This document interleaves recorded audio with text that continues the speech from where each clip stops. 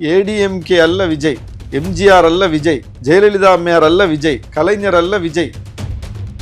திமுக அணி முன்னிறுத்தக்கூடிய விஷயங்களை திமுக அணியை விடவும் வலிமையாக முன்னிறுத்தக்கூடிய ஒருத்தரை காட்டுங்க.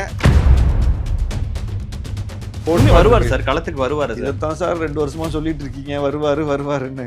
கடைசி ஒரு 4-5 மாதங்கள் வந்து ரொம்ப தீவிரமா, இது என்ன சினிமா ஷூட்டிங்கா? இவர் வரமாட்டாராமா? இவர் மக்கள் பிரச்சனைகளுக்கு வந்து நிற்க மாட்டாராமா? யாரோ ஒரு பத்திரிகையாளர் சொல்லியிருந்தார், பார்த்தேன், 100 மில்லியன் வியூஸ் போயிருக்கு அப்படின்னு. அதில் பாதி ஓட்டா வந்துட்டா அப்படின்னாங்க. அட பாவமே, ஏங்க நானும் தாங்க பார்த்துருக்கேன், நீங்களும் தாங்க பார்த்துருக்கீங்க. விஜய் அவர்கள் அதிமுக ஓட்டுகளை பெறுவதற்கு வாய்ப்புகள் அதிகம்னா டிஎம்கேக்கு அடுத்த இடத்துல விஜய் வருவார்னு நினைக்கிறீங்க? அதுக்கான வேலையே அவர்கிட்ட இல்லையே. மதுரை தெற்கு விஜய், உசிலம்பட்டி விஜய், திருப்பரங்குன்றம் விஜய், அந்த கேண்டிடேட் ஒன்றும் கிடையாதுன்னு இவரே சொல்றாரு. திருப்பரங்குன்றம் விஜய், திருமங்கலம் விஜய், உசிலம்பட்டி விஜய். 3 இடங்கள் அதிமுக பாஜக கூட்டணி இப்ப எலெக்ஷன் நடந்தா பெற வாய்ப்புகள் இருக்குங்கிறத 36 ஏத்துக்கிறீங்க, அதை ஏத்துக்குவீங்களா? ஓட்டு வாங்கக்கூடிய இடத்துலயே அவங்க இல்லை. நாங்கள் தொடர்ந்து வெற்றி பெற்றுக் கொண்டிருக்கிறோம். இந்த வெற்றியை கண்டு நான் இருமாப்பு கொள்ளவில்லை. இந்த வெற்றி எங்களால் சாத்தியப்பட்டதல்ல, உங்களால் சாத்தியப்பட்டதுன்னு கையை நீட்டினார். ஆனா கட்சி ஸ்டாலின் அவர்கள் கையில இருந்தது. இங்க கட்சியை கைப்பற்றதுல எடப்பாடி பழனிசாமி அவர்களுக்கு ஒரு பெரும் போராட்டம் இருந்தது. கட்சி எப்படி தானா வந்து சேர்ந்துருமா? ஒரு 4 கொள்கையை ஸ்டாலின் அவர்கள் விட்டு கொடுக்கட்டுமே. திமுக கொள்கையை அதிமுக விட மோசமா திமுக ஆயிடும்.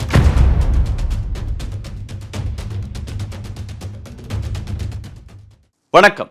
சிறப்பு நேர்காணலில் இன்று நம்முடன் இணைந்திருப்பவர் நாகை தொகுதியின் சட்டமன்ற உறுப்பினர், விடுதலை சிறுத்தைகள் கட்சியின் துணை பொதுச் செயலாளர் திருமிகு ஆலூர் ஷானவாஸ் அவர்கள். சார் வணக்கம். வணக்கம். மூட் ஆஃப் த நேஷன் அப்படிங்கிற தலைப்புல இந்தியா டுடேவும் சி ஓட்டர்ஸும் சேர்ந்து ஒரு கருத்து கணிப்பை நாடு முழுவதும் 2 லட்சத்துக்கும் அதிகமான மக்கள்கிட்ட நாங்கள் பேசணும் அப்படிங்கிற விஷயங்கள்லாம் சொல்லி அவங்க வெளியிட்டிருக்காங்க. நிறைய விஷயங்கள் குறிப்பிட்டிருந்தாலும் முதல்ல தமிழ்நாட்டிலேருந்து ஆரம்பிக்கணும்னு நினைக்கிறேன். இப்போது தேர்தல் நடந்தாலும் நாடாளுமன்ற தேர்தலில் 39 தொகுதிகளில் 36 தொகுதிகள் திமுக கூட்டணி வெல்லும், இந்தியா கூட்டணி வெல்லும்னு அவங்க சொல்லியிருக்கிறாங்க. என்டிஏ 3 இடங்களை வெல்லும். விஜய் அவர்கள் ஏதோ ஒரு வகையில் அவர் பிரிக்கிற ஓட்டு திமுகவுக்கு சாதகமாக அமையும் அப்படிங்கிறதையும் தன்னுடைய கருத்து கணிப்பில் சொல்லியிருக்கிறாங்க. விஜய் உங்களோட பி டீமோ? அதாவது ஓராண்டுக்கு முன்னால் நான் கொடுத்த பேட்டியெல்லாம் கொஞ்சம் எடுத்து பாருங்கள். குறிப்பாக ஜூனியர் விடனில் ரொம்ப விரிவாக ஒரு பேட்டி கொடுத்துருந்தேன். விஜயினுடைய வருகை அதிமுகவுக்கு தான் மிகப்பெரிய பாதிப்பை ஏற்படுத்தும் அப்படின்னு சொல்லி நான் சொல்லியிருந்தேன். ஆனால் எல்லாருமே, குறிப்பாக ஒப்பீனியன் மேக்கர்ஸ் தமிழ்நாட்டில் திரும்ப ஒன்றை வந்து கட்டமைச்சிட்டே இருக்காங்க.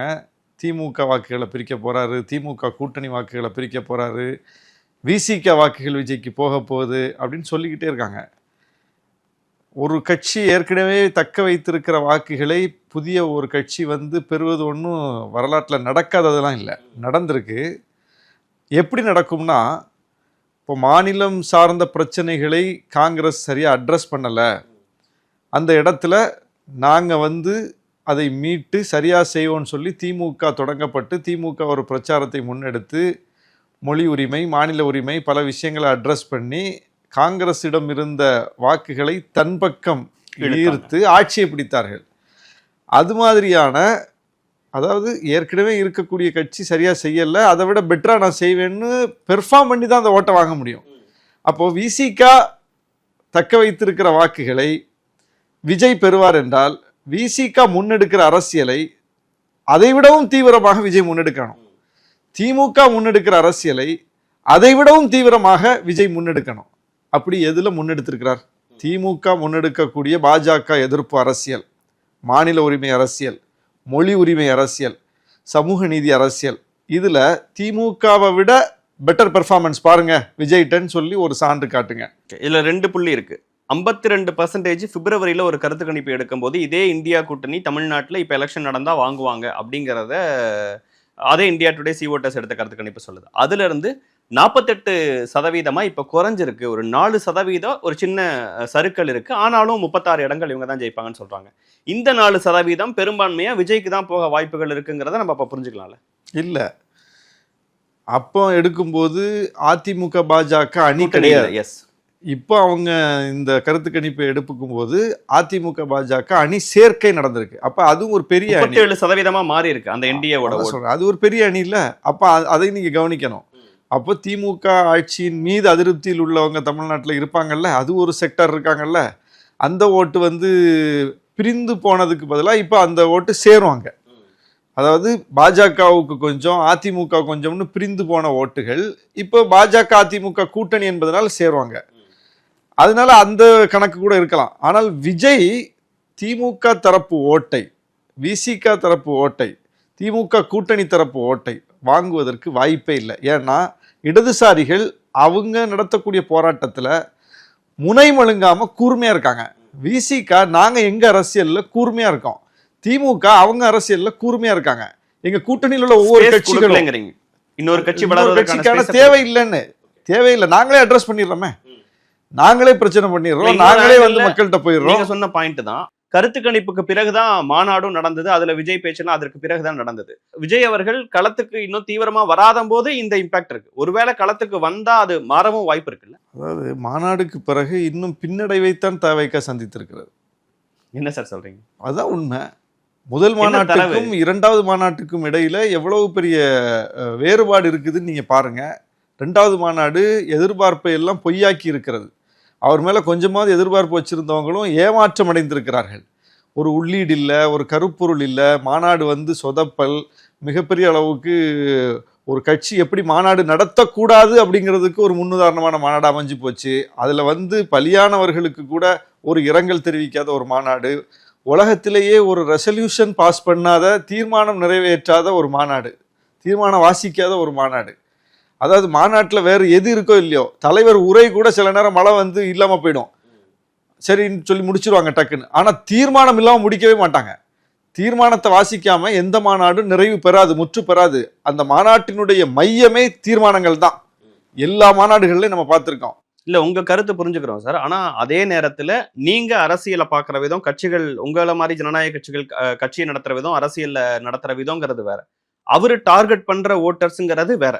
விஜய் அவர்கள் உங்களை மாதிரி ஒரு பழுத்த அனுபவம் கொண்ட அரசியல்வாதி இல்லை, ஆனா நல்ல ஈர்ப்பு இருக்கக்கூடிய ஒரு நடிகர் அரசியல்வாதியா மாறும்போது அவரு பேசுற பேச்சு நீங்க நினைக்கிற மாதிரி உள்ளீடோட கருப்பொருளோட இருக்கணுங்கிறத தாண்டி அவங்களை அட்ராக்ட் பண்ற விதமா இருக்கான்னா மேபி இருக்கலாம்ல.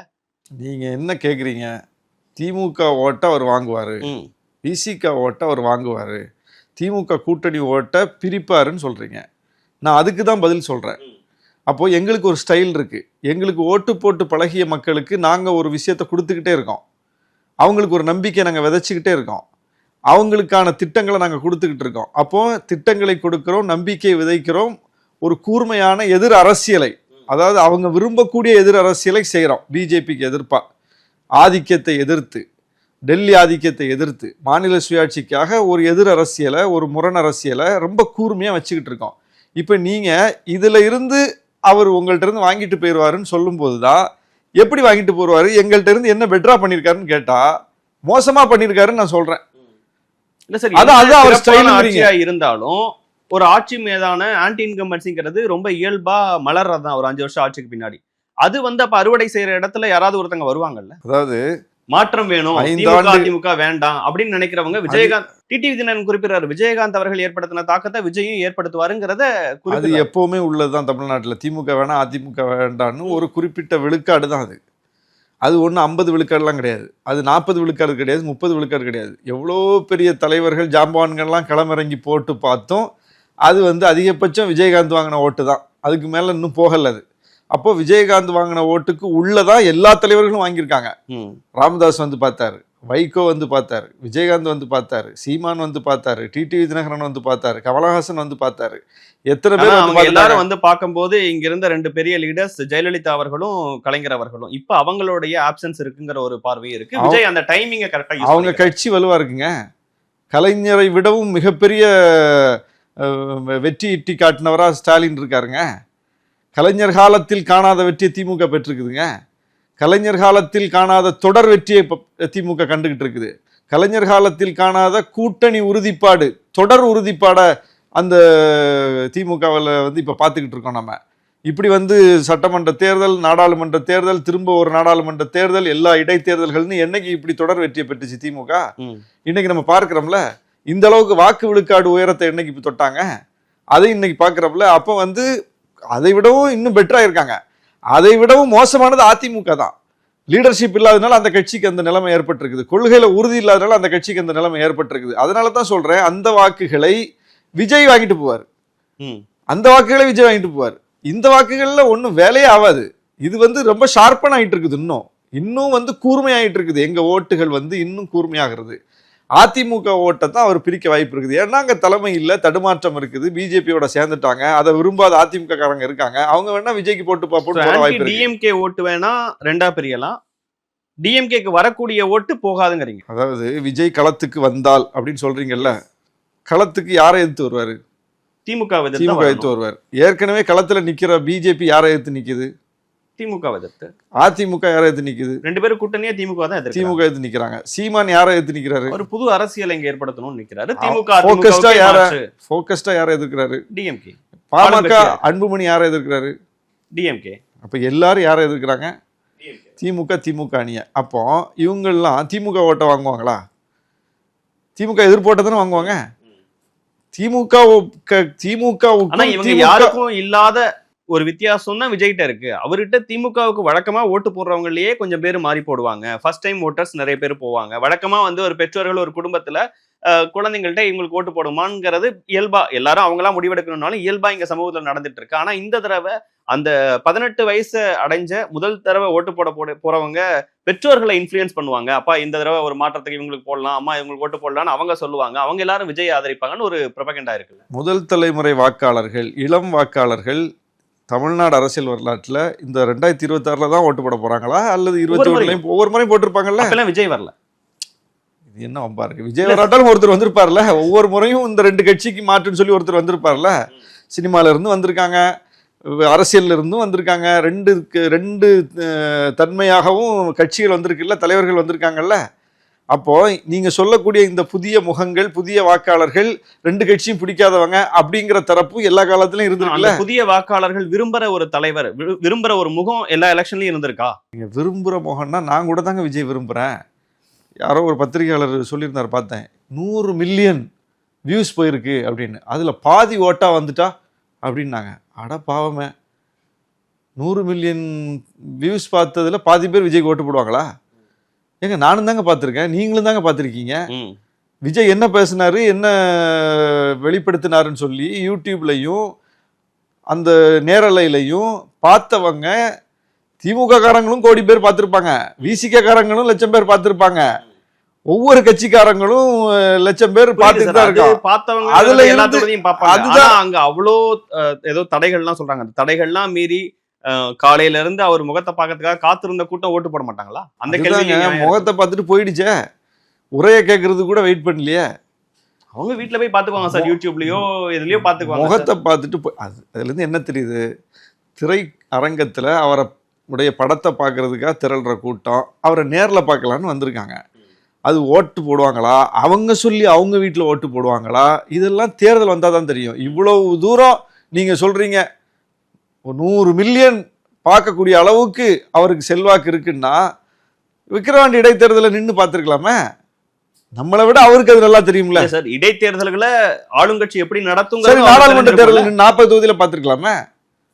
அவரு அசம்பிளில ஒரு மாற்றம், தமிழ்நாட்டின் முதல்வரா வரணும்னு நினைக்கிறாரு சார். அப்பதான் ஆரம்பிக்கிறாரு கட்சியை, ஒரு கட்டமைப்பை ஏற்படுத்தணும் சார். நீங்க விரும்புற மாதிரி இல்லைங்க. ஒரு கட்சி தொடங்கினாலே தேர்தலை சந்திக்க தான் பார்ப்பாங்க, எந்த தேர்தலையும் விட மாட்டாங்க. இவர் தான் எம்ஜிஆர் சொல்றாரு, எம்ஜிஆர் போய் நின்னார்ல இடைத்தேர்தல்ல, இவர் தான் விஜயகாந்த் சொல்றாரு, விஜயகாந்த் கட்சி தொடங்கினாலே நடக்கிற விதமும் ஒன்னாங்கிற கேள்வி. விஜயகாந்த் நாடாளுமன்ற தேர்தலை புறக்கணிச்சாரா சந்திச்சாரா? அதெல்லாம் லெசன் சார். அதுல அவருக்கு வெற்றி கிடைச்சதா, அவர் ஒரு நினைக்கிற மாதிரி மாற்றம் கிடைச்சதா, அதை பார்த்தே ஒரு இவருக்கு இவ்வளவுதான் ஓட்டுங்கிற ஒரு பர்செப்ஷன் ஏற்படுத்திடுறாங்களே, நம்ம வந்து நேரா அசம்பிளி எலெக்ஷன் நிக்கலாம் அப்படிங்கிற ஒரு இடத்துல எம்ஜிஆர் கிடைச்சத வெற்றி இடைத்தேர்தல்ல. அப்ப நடந்த இடைத்தேர்தல் எப்படி நடந்தது, இப்ப நடக்கிற இடைத்தேர்தல் எப்படி நடக்குதுங்கிறதே அவர் பார்த்திருப்பாரு. இப்ப நடக்கிற பொது தேர்தலே சிக்கலா தான் நடக்குது, வாக்கு திருட்டு நடக்குது, தேர்தல் ஆணையத்தை எதிர்த்து நம்ம ஃபைட் பண்ணிட்டு இருக்கோம். அந்த ஃபைட்டை நாங்க தானே பண்ணிட்டு இருக்கோம், அதையும் அவர் பண்ணலையே. இல்ல இடைத்தேர்தல் நிக்காம பாருங்க, பொது தேர்தலுக்கு போயிட்டீங்க. அதையும் நான் தான் சொல்றேன், இடைத்தேர்தலும் பொது தேர்தல் எல்லா தேர்தலையும் சேர்த்தே வச்சுக்கோங்க. அதையும் நாங்க தானே கேட்கிறோம், அவர் கேட்கலையே. அது கூட பொலிட்டிக்கல் கண்டென்ட் இல்லைங்கிற. இன்னைக்கு நாடு சந்திக்கக்கூடிய மிக முக்கியமான பிரச்சனைகள் குறித்து அந்த மாநாட்டில் எந்த ஒரு உரையும் இல்லை, எந்த கருப்பொருளும். அது புரிஞ்சுக்க முடியுது. அது மேபி அவங்க அடுத்தடுத்து தமிழ்நாட்டு வாக்காளர்கள் ரொம்ப நிதானித்து சிந்தித்து ஓட்டு போடுறவங்க. இது வந்து பொய் இல்லை, புரட்டு இல்லை, மித்து இல்லை. நான் சொல்றது 3 முறை பிரதமராக இருக்கார்ல மோடி, தமிழ்நாட்டுடைய பங்கு உண்டா? இல்ல இல்ல. ஒரு ஏன்? தடவை மட்டும் ஒரு சீட். அது கன்னியாகுமரி திமுக காங்கிரஸ் பிரிஞ்சு நின்னாங்க. ம். அந்த லாஜிக் பார்க்கணும் நீங்க. திமுக காங்கிரஸ் சேர்ந்து நின்னாங்கன்னா அங்கே பொன் ராதாகிருஷ்ணனை ஜெயிக்க முடியாது. இவர் 2 பேரும் பிரிஞ்சு நிற்கும் போது இவங்க கொஞ்சம் ஓட்டு அவங்க கொஞ்சம் ஓட்டு கொண்டு போயிட்டோன்னா செக்யூலர் ஓட்டு உடையும் போது பிஜேபி தான் வைத்திருக்கிற ஓட்டை வாங்கிட்டு வந்துருச்சு, அவ்வளோதான். அது வந்து விதிவிலக்கு. தமிழ்நாட்டுடைய பங்கு இல்லை, 3 முறையுமே இல்லை. அப்போ இந்தியா முழுவதும் மோடி மோடி மோடின்னு ஒரு பிம்பம் கட்டி எழுப்பப்படுது. குஜராத் மாடல் அப்படின்னு ஒரு மாடல் முன்வைக்கப்படுகிறது. வளர்ச்சின்னு சொல்லி வர்றாங்க. வகுப்புவாதம்னு சொல்லி வந்தாதான் தமிழ்நாட்டு மக்கள் ஏற்க மாட்டாங்க. வளர்ச்சின்னு சொல்லி தானே வந்திருக்காரு மோடி. வளர்ச்சின்னா தமிழ்நாட்டு மக்களுக்கு ஏற்பான ஒரு விஷயம் தானே. வளர்ச்சின்னு சொல்லி வந்தும் தமிழ்நாட்டு மக்கள் நிராகரிச்சிருக்காங்க. மோடியை நிராகரித்திருக்கிறார்கள், பிஜேபி நிராகரித்திருக்கிறார்கள். 1 முறை இல்ல, 3 முறை. 100 வருஷம் ஆகுது RSS, இன்னைக்கு நூற்றாண்டு பெருமையா கொண்டாடிட்டு இருக்காங்க. RSS காரர் பிரதமரா இருக்காரு, RSS காரர் குடியரசுத் தலைவரா இருக்காரு.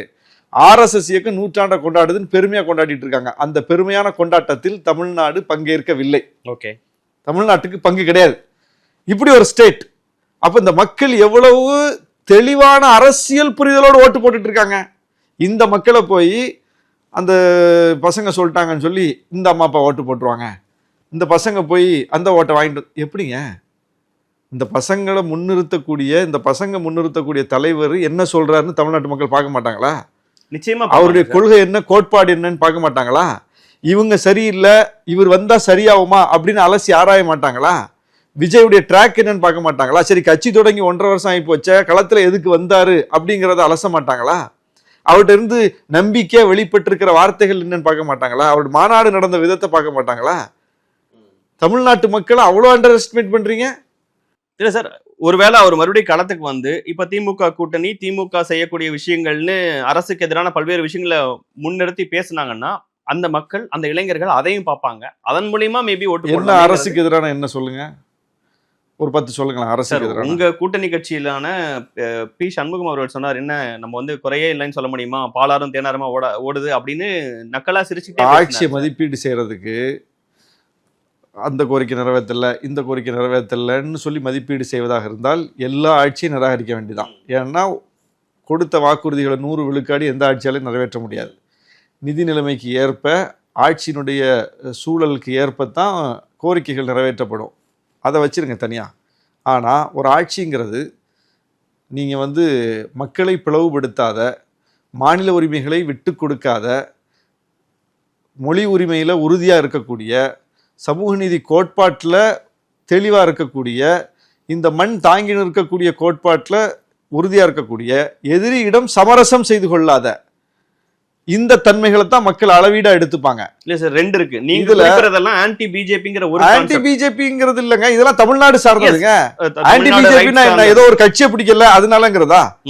இல்ல, ஆன்டி பிஜேபினா என்ன? பிஜேபி நமக்கு கொள்கைகள், கொள்கைன்னா என்னது? அது என்ன ஒரு தனியா உலகத்துல வேற ஏதோ உரிமைகளுக்கு எல்லாமே இந்த மண் சார்ந்ததுங்க. தமிழ்நாடு அரசியலே அதுக்காக தான் கட்டப்பட்டிருக்குங்கிறேன். கல்வியையும் தமிழ்நாடு அரசியலையும் பிரிச்சு பார்க்க முடியுமா? நிச்சயமா முடியாது. மாநில உரிமையும் தமிழ்நாடு அரசியலையும் பிரிச்சு பார்க்க முடியுமா? முடியாது. மொழி உரிமையும் தமிழ்நாடு அரசியலையும் பிரிச்சு பார்க்க முடியுமா? மாநிலத்துக்கான திட்டங்களையும் தமிழ்நாடு அரசியலையும் பிரிச்சு பார்க்க முடியுமா? சார், திமுகன்னு ஒரு கட்சி தொடங்குனதுல இருந்து அவங்க தொடர்ந்து இந்த மாதிரி விஷயங்களுக்காக 100 ஆண்டுகளாக தமிழ்நாடு அரசியல் இப்படித்தான் சொல்லுது. அப்போ அதனாலதான் ஆன்டி பிஜேபியா இருக்கு அந்த களம். இல்ல சார், அந்த மாதிரி திமுகவின் கொள்கைகள் இருக்கக்கூடிய அதே திமுக தான் தேர்தல்கள்ல தோல்வியும் சந்திச்சிருக்கு. அப்ப திமுகவுக்கு மாற்றா ஒருத்தங்களையும் அதை விட பெட்டரா அதிமுக பெர்ஃபார்ம் பண்ணுங்கிற நம்பிக்கை அதிமுக தலைவர்கள் ஏற்படுத்தியிருக்காங்க. அதையும் நீங்க பாருங்க. 69 விழுக்காடு இடஒதுக்கீட்டுக்கு சட்ட பாதுகாப்பு கொடுத்தது தானே அதிமுக. தெருக்கல்ல சாதி பேர் நீக்கத்துக்கு வந்து கையெழுத்து போட்ட கட்சி தானே அதிமுக. பல விஷயங்களை சொல்லலாம்ல, எத்தனையோ விஷயங்களை கேட்டவங்க லேடியா மோடியான்னு கேட்டாங்கல்ல. பிஜேபி கூட கூட்டணி வச்சுட்டு இனி கூட்டணி வைக்க மாட்டேன், நான் தவறு செய்து விட்டேன்னு பகிரங்கமா ஓப்பனா ஸ்டேட்மெண்ட் கொடுத்தாங்கல்ல. பல விஷயங்களை நான் அங்கேயும் சொல்ல முடியும்ல. அப்போ அந்த செக் அண்ட் பேலன்ஸ் இந்த கட்சி ஒரு 5 வருஷம் சரி இருந்தாச்சு, இவங்க நம்ம சொன்னதுல நிறைவேற்றல, அது இது நிறைய குறை இருக்கு, சரி அந்த கட்சிக்கு போடுவோம் அப்படின்னு மக்கள் ஏன் அங்க போடாங்கன்னா, 2 கட்சியிலையும் இந்த மண் தாங்கி இருக்கக்கூடிய கொள்கைகள்ல பெரிய வேறுபாடு இல்ல. அதே கொள்கை தானேன்னு கேக்குறேன். விஜய் அதே மாதிரி ஏடிஎம்கே ஒரு ஆல்டர்னேட்டா அவங்க சூஸ் பண்ண மாதிரி இதுக்கும் சூஸ் பண்ண ஒரு காரணம் இருக்குல்ல. ஏடிஎம்கே அல்ல விஜய், எம்ஜிஆர் அல்ல விஜய், ஜெயலலிதா அம்மையார் அல்ல விஜய், கலைஞர் அல்ல விஜய். திமுக அதிமுகவை ரீப்ளேஸ் பண்ணக்கூடிய அளவுக்கு அவர் இன்னும் வரல அப்படின்னா அவர் அதிமுகவோட தீவிரமா களத்துக்கு வரணும். அதிமுக இன்னைக்கு சந்திச்சுக்கிட்டு இருக்கிற நிலைமை அது ஒரு தலைமை இல்லாத நிலைமை, அது பிஜேபி தலைமையின் கட்டுப்பாட்டுல போயிடுச்சு. அதனால அதிமுக வாக்குகளை விஜய் வாங்குவாருன்னு தானே சொல்றேன், வாங்க மாட்டேன்னு. அதுக்கும் அவர் ஃபைட் பண்ணணும். ஓகே, இந்த அவர் இப்ப வெளிப்படுறாருல, இந்த வெளிப்பாடுலாம் எந்த அதிமுக விஜய் இந்த கருத்து கணிப்புகள்னா இது நாடாளுமன்ற தேர்தல் இப்போது நடந்தாலும் வந்திருக்கு, சட்டப்பேரவை தேர்தல்களுக்கான கருத்து கணிப்பு இல்ல. அதனால இப்போ 36 இடம் திமுக ஜெயிக்கும்னு சொல்றதையும் அப்படியே எடுத்துக்க முடியுமா? 2024 நாடாளுமன்ற தேர்தலை எந்த பிரதமர் வேட்பாளரை முன்னிறுத்தி தமிழ்நாட்டில் வந்து தேர்தலை சந்திச்சோம்? முதலமைச்சர் ஸ்டாலின் அவர்கள் தலைமையிலான திமுக அணி அப்படிதான் தேர்தலை சந்திச்சோம். வந்து பிரதமர் வேட்பாளர்லாம் 19 ராகுல முன்னிறுத்தோம், 19 முன்னிறுத்தணும், 24 சொல்றேன். நீங்க இப்ப 24 தேர்தல் தான் இப்ப முடிஞ்சிருக்கு. அதுல இந்த தலைமை தான் இவரை முன்னிறுத்தி இவருக்கான திட்டங்கள், இவருக்கான செல்வாக்கு என்பதனுடைய அடையாளமாகத்தான் களத்துக்கு போயிருக்கோம். பெரிய வெற்றியை பெற்றிருக்கோமே, தொடர் வெற்றியை பெற்றுக்கிட்டு இருக்கோம். அதனால விஜய் வாங்க போற வாக்குகள் அப்படிங்கிறது திமுக எதிர்ப்பு வாக்குகள் தான், திமுக கூட்டணிக்கு எதிர்நிலையில் இருக்கக்கூடிய வாக்குகள் தான். குறிப்பா அதிமுக வாக்குகளை வாங்குவாரு, அதிமுக செயலற்று போனதுனால வாங்குவாரு. அதிமுகவும் சுதாரிச்சுக்கிட்டாங்கன்னா அந்த வாக்குகளையும் விஜயால வாங்க முடியாதுன்னு தான் நான் சொல்றேன். 3 இடங்கள் அதிமுக பாஜக கூட்டணி இப்ப எலெக்ஷன் நடந்தா பெற வாய்ப்புகள் இருக்குங்கிறத 36 ஏத்துக்கிறீங்க, அதை ஏத்துக்குவீங்களா? இல்லை, நாங்கள் 40க்கு 40 திமுக அணின்னு தான் எங்களுடைய கருத்து. ஏன்னா எங்கள்கிட்ட இருந்து மக்களை கன்வின்ஸ் பண்ணி ஓட்டு வாங்கக்கூடிய இடத்துலயே அவங்க இல்லை. என்ன சொல்லி வாங்குவாங்க? அந்த 3 இடத்தையுமே என்ன சொல்லி வாங்குவாங்க? பிஜேபி தான் தமிழ்நாட்டுக்கு எதிராக இருக்குதுன்னு தமிழ்நாட்டு மக்களுக்கு நல்லா தெரியுது. அந்த பிஜேபி கூட போய் கூட்டணி வச்சிருக்கீங்க. சரி, ஏதாவது ஒரு கோரிக்கையின் அடிப்படையில் ஒரு காமன் மினிமம் ப்ரோக்ராமின் அடிப்படையிலாவது வச்சிருக்கீங்களா அப்படின்னு பார்த்தா அதுவும் இல்லை. Total surrender. அதிமுகங்கிற கட்சியவே இன்னைக்கு வந்து காலி பண்ணிட்டு ஒரு கூட்டணியை போய் வைக்கும்போது அதிமுக தொண்டர்களே அதை ஏற்கல. மக்கள் எப்படி ஏற்பாங்க? மக்கள் வந்து எப்படி ஏற்று அப்புறம் ஓட்டு வேற போடுவாங்களா? முதல்ல அந்த கான்செப்ட்ல கன்வின்ஸ் ஆகணும்ல. அந்த கான்செப்ட்லயே மக்களுக்கு உடன்பாடு இல்லை, தொண்டர்களுக்கு உடன்பாடு இல்லை, அப்புறம் ஓட்டு எப்படி போடுவாங்க? ஓட்டு போடுறதுங்கிறது எக்ஸ்ட்ரீம். அவன் கன்வின்ஸ் ஆகணும், முழுமையா கன்வின்ஸ் ஆனாதான் அவன் ஓட்டு போடுவாங்க மக்கள். கன்வின்ஸ் ஆகிறதுக்கு அதிமுக பிஜேபி கூட்டணியில் ஒண்ணுமே இல்லையே. இல்ல, நீங்களே இப்ப குறிப்பிட்ட இடத்துல இருந்து பார்த்தோம்னா அதிமுக பாஜக கூட்டணிக்கு ஓட்டு போட வாய்ப்புகள் ரொம்ப கம்மி. விஜய் அவர்கள் அதிமுக ஓட்டுகளை பெறுவதற்கு வாய்ப்புகள் அதிகம்னா டிஎம்கேக்கு அடுத்த இடத்துல விஜய் வருவார்னு நினைக்கிறீங்களா? அது வாய்ப்பு இல்லை, அதுக்கான வேலையே அவர்கிட்ட இல்லையே. அதாவது ஒருத்தர் வரலாம், தமிழ்நாட்டில் மட்டும் இல்லை இந்தியா முழுவதுமே யார் வேணாலும் வரலாம். அவங்களுடைய செயல்பாடு அதை தீர்மானிக்கும். அவர்கிட்ட என்ன செயல்பாடு இருக்கு, அவர்கிட்ட என்ன கோட்பாடு வருவார் சார், களத்துக்கு வருவார். இதைத்தான் சார் 2 வருஷமா சொல்லிட்டு இருக்கீங்க, வருவாருன்னு. எங்க சார் வர்றாரு? யார் சார் அவரை தடுத்து வச்சிருக்கா? நீங்க வேற அவர் வீட்டில இருந்து கிளம்புனாலே கேமரா வச்சுக்கிட்டு ரெடியா நிக்கிறீங்க. இந்த கிளம்பி விட்டார், இந்த முதல் தெருவை தாண்டி விட்டார், இந்த செங்கல்பட்டு தாண்டி விட்டார், விழுப்புரம் தாண்டி விட்டார், மதுரை தாண்டி விட்டார், மதுரையில் இந்த ஹோட்டல்ல தங்குறார், காலையில முழித்து விட்டார்னு முழுமையா மக்கள்கிட்ட 24 ஹவர்ஸ் சேனல்ல வந்து முதலமைச்சருக்கு கூட அப்படி நீங்க கேமரா வச்சு வர்ணனை கொடுக்கலங்க. ஆட்சி எப்படி பண்ணும்போது மக்கள் பாக்குறாங்களா இல்லையா? இல்ல எல்லாரும் சரி ஒரு சேனல்னா அதை மேபி ஏதாவது திணிக்கிறாங்க, இல்ல வந்து வேணும்னே ஏதாவது பண்றாங்கன்னு சொல்லலாம். ஆனா எல்லா சேனல்களும் காமிக்கிறாங்கன்னா மக்கள் அதை விரும்புறாங்கன்னு ஒரு பொருள் இருக்கு. மக்கள் விரும்புறாங்கன்னா சினிமாக்காரங்களா மக்கள் விரும்புவாங்க. நீங்களே குறிப்பிட்ட மாதிரி விஜயகாந்த் அவர்களுக்கு விஜயகாந்துக்கு இப்படி கொடுத்தீங்களா? இவ்வளவு மக்கள் பார்த்தாங்களான்னு கேக்குறேன், தெரியல. விஜயகாந்த் அப்ப இந்த அளவுக்கு டெக்னிக்கல் விஷயங்கள் யூடியூப் அந்த விஷயங்கள்லாம் இல்லைன்னு இன்னைக்கு சொல்றேன். இன்னைக்கு மிகப்பெரிய ஹைப்பு. அப்படியே சேனல்லாம் வந்து முழுமையா அவருக்கு ஒப்படைச்சிட்டு செயலாற்றுற மாதிரி இருக்கு தமிழ்நாட்டில் வந்து காட்சிகளை பார்க்கும்போது. ஊடக சொகுசுன்னு சொல்லுவோம் இல்லையா, அதுல அவர் இருக்காரு, ஊடக சொகுசுல இருக்காரு. அப்படி ஒரு ஊடக சொகுசுல எங்களுக்கெல்லாம் கிடையாது. நாங்களும் தான் விசிகா மாநாடு நடத்துறோம். ராத்திரி 12 மணி 1 மணிக்கு மாநாடு முடியுது, தலைவர் பேசி முடிச்சாச்சு. ஏன்பா செகண்ட் ஷோலாம் கிடையாதுப்பா, போங்கப்பா அப்படின்னாலும் போகாம கூட்டம் நின்றுட்டு இருக்கு. இங்க அவரை வந்து ரேம்ப் வாக் முடிஞ்ச உடனே கூட்டம் போகுது. அங்க நள்ளிரவு பேசி முடிக்கிறார் தலைவர். போங்க நாங்க சொல்ல வேண்டியிருக்குது, பத்திரமா போங்க. ஒட்டுமொத்தமா அந்த கிரவுண்டே காலியான மாதிரி கிளம்பிட்டாங்கன்னு நீங்க சொல்றீங்களே சார். அப்பயும் 5 லட்சம் பேர் கிட்ட உட்கார்ந்து இருந்தாங்கன்னு அவங்க ஒரு லிஸ்ட் சொல்றாங்க. கிளம்புனாங்களா இல்லையா? கிளம்புனது நடக்குது சார். அதுதான், உட்கார்ந்து இருந்தவங்களும் இருந்தாங்களா இல்லையா? ஒரு உரை நடக்கிறதுக்கு முன்னாடியே ஒரு மாநாட்டினுடைய மையமே அவர் பேசுறது தான். அதுக்கு முன்னாடியே ஒரு கூட்டம் கிளம்பி போகுது அப்படின்னா அப்ப அதுதான் அரசியல் படுத்தப்படலைன்னு. அவர்கிட்ட அரசியல் ரீதியா அவங்க எதுவும் எதிர்பார்க்கல. அதாவது எல்லாரும் சொல்றாங்க அவருடைய உரையில கண்டென்ட் எதிர்பார்க்கல அவங்க அப்படின்னு. உரையவே எதிர்பார்க்கல, கண்டென்ட் எதிர்பார்க்கறதுல அடுத்த கட்டம்.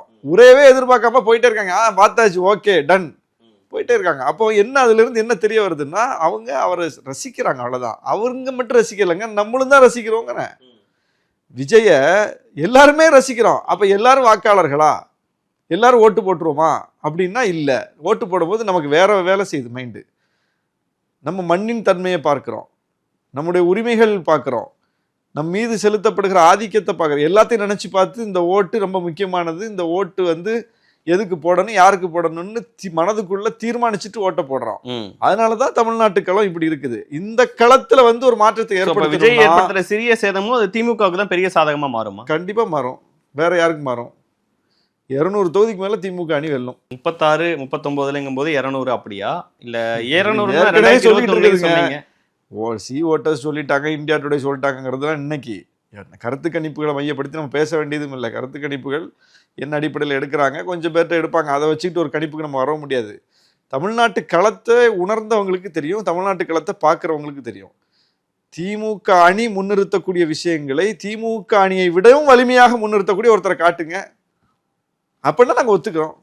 ஆமாம், கிரவுண்ட் அவங்க பக்கம் போயிட்டு இருக்கு அப்படின்னு. கிரவுண்டு எங்களை விட்டு அவங்க பக்கம் போறதுக்கு எங்களை விட எந்த விஷயத்துல பெர்ஃபார்ம் பண்றாங்க? இந்த இந்தியா கூட்டணியை தவிர, டிஎம்கே கூட்டணியை தவிர வேற யாரும் ஃபீல்டுல அந்த அளவுக்கு ஆக்டிவா மக்களோட பிரச்சனைகளை பேசுறதே இல்லையே. ஃபீல்டு கூட விட்டுருங்க, கருத்தியலா பாருங்க, இஷ்யூவா பாருங்க, யார் நிக்கிறா?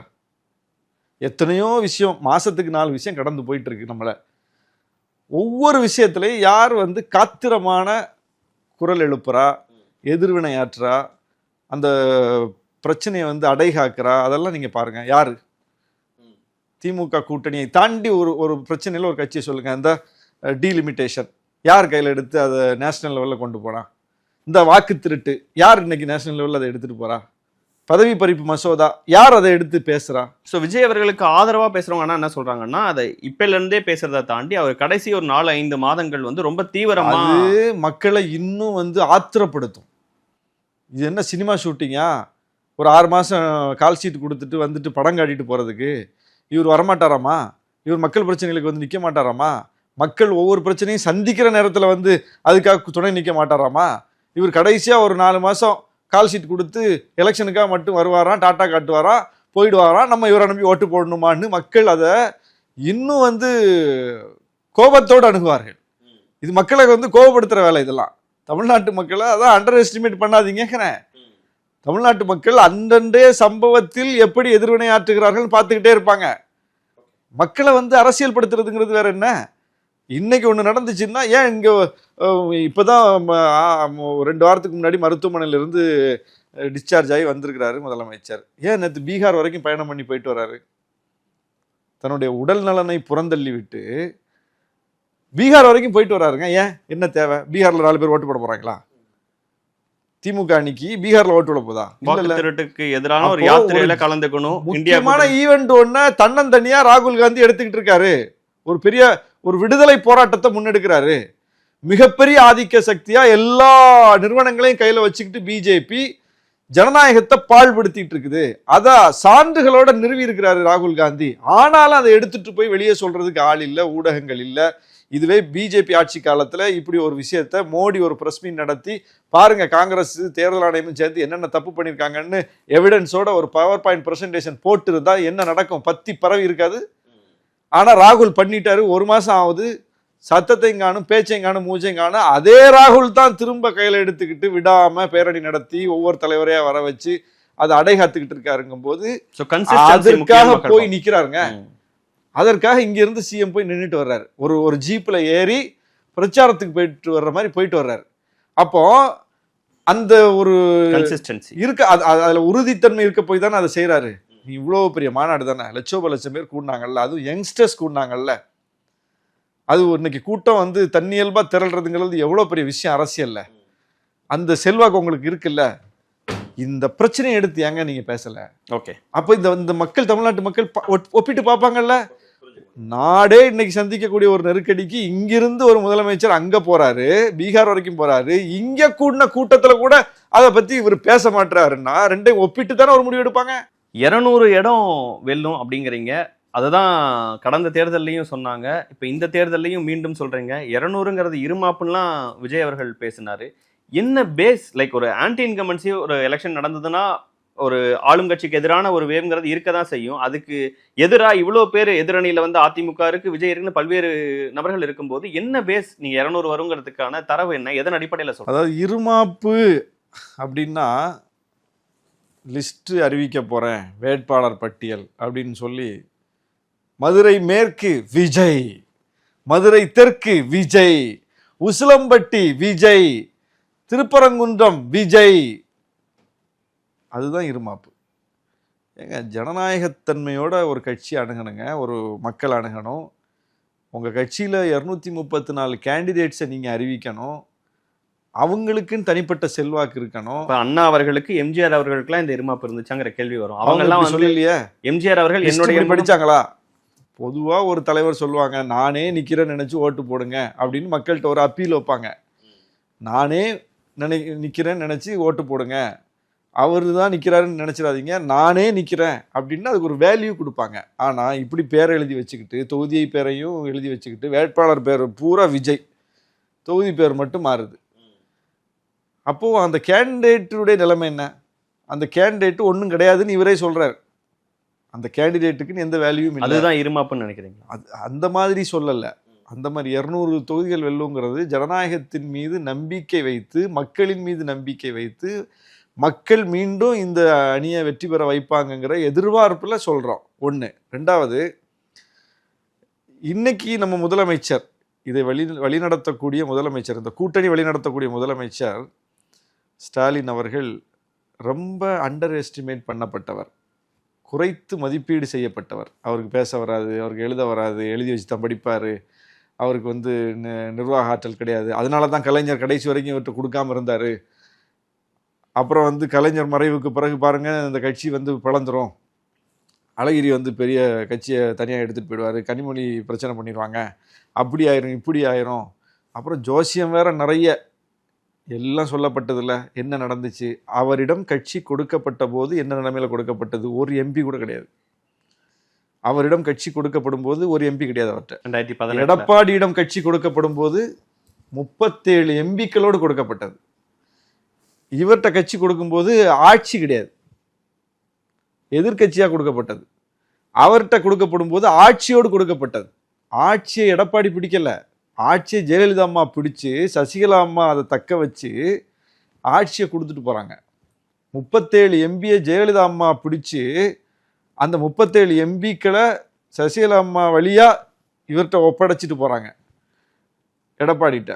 37 எம்பியும் காலி பண்ணிட்டார், ஆட்சியை காலி பண்ணிட்டார். இங்கே 39 எம்பி வாங்கிட்டார், ஒரு எம்பி கூட கொடுத்துட்டு போகலை, 37 எம்பி வாங்கிட்டார், ஆட்சி கொடுக்கப்படலை, ஆட்சியும் பிடிச்சிட்டார். அப்போ கம்பாரிசன்ல ஒரே ஒரு சின்ன மாற்று கருத்து மட்டும், ஆனால் கட்சி ஸ்டாலின் அவர்கள் கையில் இருந்தது. இங்கே கட்சியை கைப்பற்றதுலேயே எடப்பாடி பழனிசாமி அவர்களுக்கு ஒரு பெரும் போராட்டம் இருந்தது. அதையும் நீங்கள் ஏற்றுக்குவீங்கன்னு நான் நினைக்கிறேன். அதுதான் லீடர்ஷிப்புங்கிறது. கட்சி எப்படி தானாக வந்து சேர்ந்துருமா? அதுக்கு ஒரு கொள்கை இல்லையா? அந்த கொள்கையில் உறுதி இல்லையா? ஒரு 4 கொள்கையை ஸ்டாலின் அவர்கள் விட்டு கொடுக்கட்டுமே, திமுக கொள்கையை. திமுகவில் என்ன நடக்குன்னு பார்க்கலாம், பார்ப்போமா? ஒரு 5 கொள்கையை, திமுகவுடைய அடிப்படை கொள்கையை சமரசம் செய்யட்டும், மாநில உரிமையில் ஒரு 10 விட்டு கொடுக்கட்டும், பிஜேபி நீட்டில் இடத்துல ஒரு 4 இடத்துல கையெழுத்து போடட்டும், திமுக என்ன ஆகுதுன்னு பாருங்க. அதிமுகவோட மோசமாக திமுக ஆகிடும். திமுக இன்னைக்கு அவர் தலைமையில் ஒருங்கிணைந்து உருக்குலையாமல் நிற்பதற்கு காரணம், திமுக தாங்கி நிற்கும் கொள்கையில் அவர் உறுதியாக நிற்கிறார். அதுதான் பாயிண்ட். அங்க நீங்க கொள்கையை விட்டுட்டு, கோட்பாட்டை விட்டுட்டு ஒரு இயக்கத்தை கட்டி காக்க முடியாது.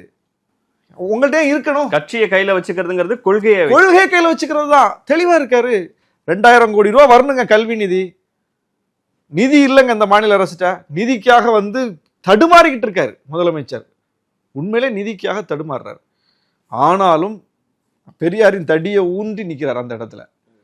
அந்த இடத்துல தடியை ஊன்றி நிற்கிறார். நீ 2000 கோடி தராம போலாம், உன் பணத்துக்காக நான் கையெழுத்தை போட்டுட்டு 2000 வருஷம் இந்த மக்களை நான் பின்னோக்கி இழுக்க தயார் இல்லைன்னு ஒரு ஸ்டேட்மெண்ட் கொடுக்குறாருங்க. இது ஒரு கொள்கை புரிதல் இல்லாமல் அந்த ஸ்டேட்மெண்ட் வருமா? எடப்பாடிகிட்ட இருந்து எந்த காலத்துல இப்படி ஒரு ஸ்டேட்மெண்ட் வந்திருக்கா? அந்த அம்மா ஒத்துக்கிட்டாங்களா ஜிஎஸ்டிக்கு? அந்த அம்மா ஒத்துக்கிட்டாங்களா உணவு பாதுகாப்பு சட்டத்துக்கு? அந்த அம்மா ஒத்துக்கிட்டாங்களா உதய மின் திட்டத்துக்கு? அந்த அம்மா மறைஞ்ச உடனே வரிசையா கையெழுத்த போட்டீங்க. அந்த அம்மா இருக்கும்போது இப்படி வந்து டெல்லி மாநில அரசினுடைய அதிகாரத்தை பறிக்கிறதுக்காக பிஜேபி ஒரு சட்டம் கொண்டு வருதுன்னா போய் ஆதரிப்பாங்களா? போய் ஆதரிக்கிறீங்க. அப்போ எல்லாம் சிஏஏ சட்டம், வேளாண் சட்டம், டெல்லி மாநில அரசினுடைய அதிகார பறிப்பு சட்டம், எல்லாத்துக்கும் நிபந்தனையற்ற ஆதரவு கொடுத்தா அப்புறம் அந்த கட்சி எதுக்கு? அப்புறம் பிஜேபி அதை பெட்டரா செய்யுதுன்னா பெட்டரா செய்யற கட்சிக்கு போயிடுவான்ல. இதையெல்லாம் பெட்டரா செய்யறது யாரு? அதிமுக இப்போ இதெல்லாம் ஏத்துக்குச்சு, பிஜேபியுடைய விஷயங்களை ஏத்துக்குச்சு என்னும்போது அதை பெட்டரா செய்யறவனுக்கு தானே அந்த தரப்பு ஓட்டு போடுவான். அப்போ அதை பெட்டரா செய்யற பிஜேபிக்கே போட்டுருவோம்னு பிஜேபிக்கு போட்டான். 10 இடத்துல பிஜேபி அதிமுக 3வது இடத்துக்கு தள்ளிட்டு 2வது இடத்துக்கு வந்துருச்சு. இதை திமுக செஞ்சாலும் சரி, விசிக செஞ்சாலும் சரி, யார் செஞ்சாலும் அந்த கட்சியினுடைய நிலைத்தன்மை அந்த கட்சிகள் இழக்கும். இவர் தலைவரானது நாங்க உறுதியா நிக்கிறதுனால தான் இன்னைக்கு வளர்ந்துகிட்டு இருக்கோம். விசிக வந்து அங்குலம் அங்குலமா வளர்ந்தாலும் ஆழமா வளர்றோம். ஏன்? கட்சி அங்கீகாரம் பெற்றிருக்கோம். சொந்த சின்னத்துல தான் நிப்போம்னு நின்று சேலஞ்சா எதிர்கொண்டு களத்துக்கு போய் அங்கீகாரம் பெற்றிருக்கோம். கொள்கை உறுதியா எங்க தலைவர் பயணிக்கிறதுனால தான் கட்டுக்கோப்பா இருக்கு இயக்கம். பிஜேபியோட ஒரு சின்ன காம்ப்ரமைஸ் பண்ணியிருந்தா, சரி ஒரு ஒன்றிய அமைச்சர் கிடைக்குதுல போவோன்னு போயிருந்தா, இன்னைக்கு போன ராம்விலாஸ் பாஸ்வான் கட்சி என்னாச்சு? போன ராம்தாஸ் அத்வாலே கட்சி என்னாச்சு? போன ஒவ்வொருத்தர் கட்சி இன்னைக்கு என்ன ஆயிருக்குன்னு பாருங்க. தமிழ்நாட்டிலே எத்தனை எஸ்சி மூவ்மெண்ட்ல இருந்து வந்த அம்பேத்கரிய கட்சிகள் எத்தனை என்ன நிலைமையில இருக்காங்க? காம்ப்ரமைஸ் பண்ணவங்க. அப்போ கொள்கை உறுதி இன்னைக்கு அங்க இருக்கிறதுனால அந்த இயக்கம் இன்னும் வலு பெற்றிருக்குது. கலைஞர் காலத்துல காணாத வெற்றியை பெற்றிருக்குது. தலைவரானதற்கு பிறகு வந்த தேர்தல்கள் கூட்டணியை பலமா தொடர்ந்து வச்சிருக்கிற விதம், கொள்கை பிடிப்போட இருக்கிறது, இதெல்லாம் 200க்கான காரணம்னு சொல்றீங்களா? அதாவது அவர்கிட்ட கேட்குறாங்க புதிய கட்சிகள் வருமா அப்படின்னு. எந்த கூட்டணி தலைவர்கிட்ட போய் புதிய கட்சிகள் வருமான்னு கேட்டால் கூட என்ன சொல்லுவாங்க? வராதுன்னு சொல்ல மாட்டாங்க. பேசிக்கிட்டு இருக்கோம், வர வாய்ப்பு இருக்கு அப்படின்னு சொல்லி முடிச்சுருவாங்க. ஆனால் என்ன பதில் சொன்னார் கவனிச்சிங்களா? கூட்டணி தலைவர்கள்ட்ட டிஸ்கஸ் பண்ணி டிசைட் ஏற்கனவே இருக்கக்கூடிய கூட்டணி கட்சி தலைவர்கள்ட்ட கலந்து பேசி முடிவெடுப்போம்னார். இதுதான் அடிப்படை. எல்லா தலைவரையும் மேடையில் உட்கார வச்சுட்டு சொன்னார், நாங்கள் தொடர்ந்து வெற்றி பெற்று கொண்டிருக்கிறோம். இந்த வெற்றியை கண்டு நான் இருமாப்பு கொள்ளவில்லை. இந்த வெற்றி எங்களால் சாத்தியப்பட்டதல்ல, உங்களால் சாத்தியப்பட்டதுன்னு கையை நீட்டினார். எங்க தலைவர் பிறந்தநாள் விழால வந்து இவருடைய அன்புக்கு மட்டும் நான் கட்டுப்பட்டவன் அல்ல, அவருடைய பேச்சுக்கும் கட்டுப்பட்டவன்னார். அப்போ ஒரு முதிர்ந்த ஜனநாயகத்தன்மையோட அவர் வெளிப்படுறாரு. எப்படி கூட்டணி வந்து பிளவுபடும்? கொள்கையில் எங்கேயாவது முரண்பாடு வரணும், அதுக்கு வாய்ப்பு இல்லை. அணுகுமுறையில் ஏதாவது பிரச்சனை இருக்கணும், அதுக்கு வாய்ப்பு இல்லை. கொண்டு போற தன்மையில, அரவணைச்சு கொண்டு போற தன்மையில ஏதாவது வந்து சறுக்கல் இருக்கணும், அதுக்கும் வாய்ப்பு இல்லை. அதனால கூட்டணி உறுதியா இருக்குது. ரொம்ப வைப்ரண்டா, ரொம்ப மூர்க்கமா நம்முடைய கொள்கைகளை கொண்டு போய் களத்துல வைக்கிறோம். மக்கள் அதையெல்லாம் பார்க்குறாங்க, ஒப்பிட்டு பார்க்கறதுனால தான் இன்னைக்கு இந்த ரிசல்ட் வருது. இந்த ரிசல்ட் கூட 40க்கு 40ன்னு தான் வரணும் இந்த கருத்து கணிப்பு கூட. ஏன்னா 3 குறைறதுக்கு எந்த வாய்ப்பும் இல்லை. 3 குறைறதுக்கு என்ன வாய்ப்பு இருக்கு? அந்த 3ல என்ன பெட்டர் பெர்ஃபார்மன்ஸ் திமுக அணியை விட பிஜேபி அதிமுக அணி பண்ணிடுச்சு? அந்த 3 தொகுதியில பிடிக்கிறதுக்கு என்ன அவங்க நம்பிக்கை ஊட்டிருக்காங்க தமிழ்நாட்டு மக்களுக்கு? அல்லது மாற்றுன்னு சொல்லிட்டு வந்திருக்கிற விஜய் என்ன நம்பிக்கை ஊட்டிருக்கிறாரு? அப்போ அது வாய்ப்பே இல்லை. இந்த அணி வெல்லுங்கிறதுக்கு ஏராளமான சூழலியல் காரணிகள் இருக்கு. பெரும் கனவோட இருக்கீங்க, 200ங்கிற கனவு. 2026 தேர்தல் முடிவுகள் அப்ப மறுபடியும் பேசுவோம். இவ்வளவு நேரம் நேரத்தையும் கருத்துலையும் பகிர்ந்து கொண்டதற்கு மிக்க நன்றி.